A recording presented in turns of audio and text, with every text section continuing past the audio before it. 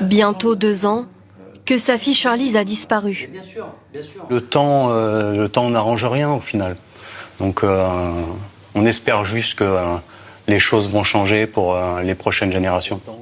L'adolescente de 15 ans a mis fin à ses jours le 22 novembre 2023, après 2 premières tentatives de suicide. Sur son téléphone, sur le réseau social TikTok, ses parents découvrent alors les vidéos qu'elle consultait. Il y avait beaucoup de contenus qui avaient un lien avec l'automutilation, scarification, suicide.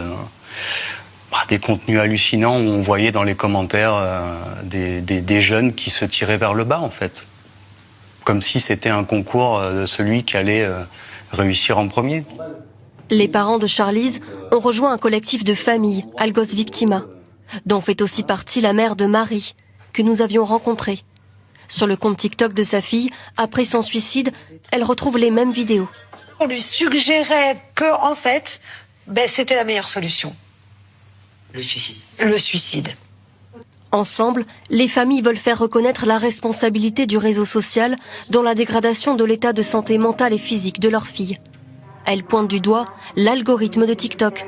Le système de recommandation de contenu va proposer le même type de vidéos.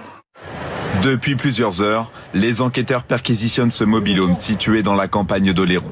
C'est ici que vivait reclus Jacques G, un marin pêcheur de 35 ans, suspecté d'avoir percuté volontairement ce matin 9 personnes en blessant 5 grièvement. Un choc pour les élus locaux qui ne soupçonnaient pas un passage à l'acte. C'est quelqu'un qui vivait seul, avait sa vie très isolée, et les gendarmes ont confirmé qu'il avait été déjà interpellé par eux-mêmes et pour d'autres raisons, mais voilà, ce qu'ils appellent des délits mineurs. Souffrant de problèmes psychologiques pour lesquels il ne suivait pas de traitement, Jacques G était connu de la justice pour violence et usage de stupéfiants. Il avait par ailleurs vu son permis de conduire annulé à plusieurs reprises, la dernière fois au mois de mars. Originaire du village de Maillac en Dordogne, le suspect s'est installé à Oléron il y a 10 ans. D'après le ministre de l'Intérieur, son profil relève davantage de la petite délinquance.